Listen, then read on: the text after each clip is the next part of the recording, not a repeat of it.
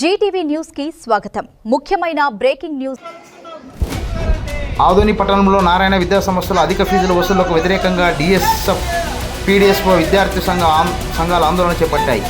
విద్యార్థులు తల్లిదండ్రులపై పెరుగుతున్న ఆర్థిక భారాన్ని తగ్గించాలని కోరుతూ నిరసన కార్యక్రమం నిర్వహించారు. ఈ సందర్భంగా డిఎస్ఎఫ్ రాష్ట్ర అధ్యక్షులు ఢానాపురం ఉదయ్ కుమార్, పీడీఎస్ఓ రాష్ట్ర నాయకులు తిరుమలేష్ మాట్లాడుతూ ప్రైవేటు విద్యా సంస్థల విద్యను వ్యాపారంగా మార్చే విద్యార్థుల నుంచి అధిక ఫీజులు వసూలు చేస్తున్నాయని ఆరోపించారు. ప్రభుత్వం నిర్ణయించిన ఫీజులకే పరిమితం కావాలని, విద్యార్థులు మరియు వారి తల్లిదండ్రులపై అదనపు భారం మోపవద్దని డిమాండ్ చేశారు. విద్య ప్రతి ఒక్కరికి హక్కు అని, దాన్ని వ్యాపారంగా మార్చడం సమాజానికి మంచిది కాదన్నారు. అధిక ఫీజుల దోపిడీని అరికట్టి విద్యార్థులకు అందుబాటు ధరల్లో నాణ్యమైన విద్య అందించేలా ప్రభుత్వం చర్యలు తీసుకోవాలని కోరారు. సమస్యలను వెంటనే పరిష్కరించకపోతే రాష్ట్ర వ్యాప్తంగా ఉద్యమాన్ని ఉధృతం చేస్తామని హెచ్చరించారు. ఈ కార్యక్రమంలో విద్యార్థి సంఘాల నాయకులు, కార్యకర్తలు, విద్యార్థులు పెద్ద సంఖ్యలో పాల్గొన్నారు. ఈ దురాగతం ఒక్క నారాయణ స్కూల్లోనే కాకుండా భాష్యం, శ్రీ చైతన్య కార్పొరేట్ స్కూల్తో పాటు వివిధ స్కూల్స్ కూడా అత్యధికంగా ఫీజులను పెంచుతూ విద్యార్థులకు భారాన్ని నెట్టుతున్నారని విద్యార్థి సంఘాలు ఆవేదన వ్యక్తం చేశారు. విద్యను వ్యాపారంగా మార్చినటువంటి ఈ యొక్క కార్పొరేట్ స్కూల్స్పై నిఘా వేసి ఫీజు నియంత్రణని తీసుకురావాల్సిన అత్యవసర పరిస్థితి ఏర్పడిందని వారు ఈ సందర్భంగా ప్రభుత్వానికి, ప్రభుత్వ యంత్రాంగానికి డిమాండ్ చేశారు.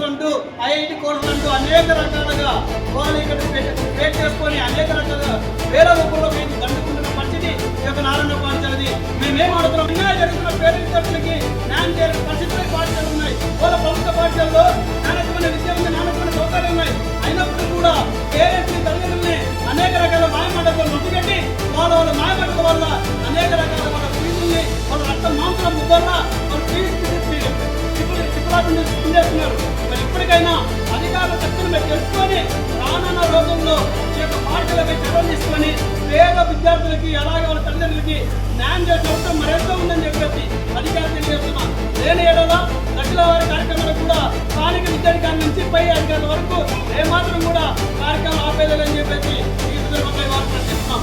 రానున్న రోజుల్లో ఇప్పటికైనా స్పందించి ఈ అక్రమాలను అరికట్టాలని చెప్పేసి ఈ సందర్భంగా తెలియజేస్తున్నాం. నా పేరు ఆదోని పట్టణంలో ఉన్నటువంటి నారాయణ పాఠశాలలోన మరి బుక్స్, యూనిఫాము, మరి షూస్, డ్రెస్సులకు సంబంధించినటువంటివి అమ్మకూడదు అనేసి ఒక జీవో ఉంటే మరి నారాయణ పాఠశాలలోన అక్రమంగా దోపిడీకి పాల్పడుతున్నా కూడా స్థానికంగా ఉన్నటువంటి డిప్యూటీఓ గారు అయితేనేమి, మరి జిల్లా కేంద్రంలో ఉన్నటువంటి ఈఓ గారు అయితేనేమి ఇన్ని అక్రమాలు జరుగుతున్నా కూడా ఒక్కరోజు కూడా తనిఖీ చేయడం పాపన ఈరోజు పోలేనటువంటి దౌర్భాగ్యమైన పరిస్థితి ఏర్పడింది.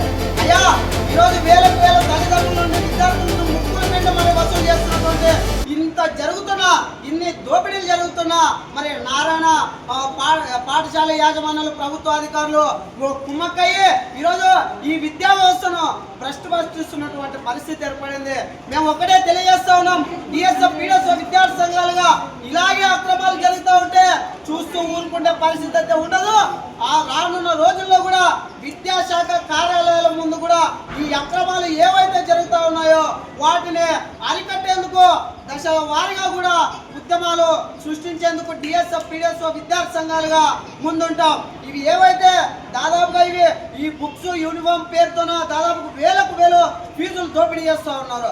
అయితే ఇంత జరుగుతున్న స్థానికంగా ఉన్నటువంటి డిప్యూటీఓ గారు ఏం చేస్తూ ఉన్నారు, మరి డిఓ గారు ఏం చేస్తూ ఉన్నారు, మరి ఈ రాష్ట్ర విద్యాశాఖ మంత్రి నారా లోకేష్ గారే స్వయాన నారాయణ పాఠశాలకు, చైతన్య పాఠశాలకు అన్నింటికి కూడా వత్తాసు పలుకుతున్నటువంటి విద్యాశాఖ మంత్రి గారు.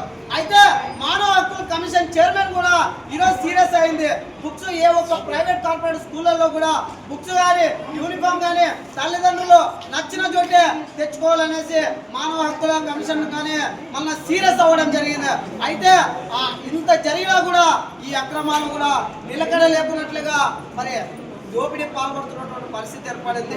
కాబట్టి నారాయణ పాఠశాల గుర్తింపు రద్దు చేసేంత వరకు ఆందోళన కార్యక్రమాలు ఆపే పరిస్థితి ఉన్నదని డిఎస్ఎఫ్ పీడీఎస్ఓ విద్యార్థి సంఘాలకు తెలియజేసుకుంటాను.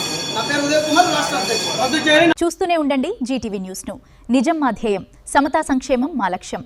మరిన్ని వార్తల కోసం సబ్స్క్రైబ్, లైక్, షేర్ చేయండి. నమస్కారం.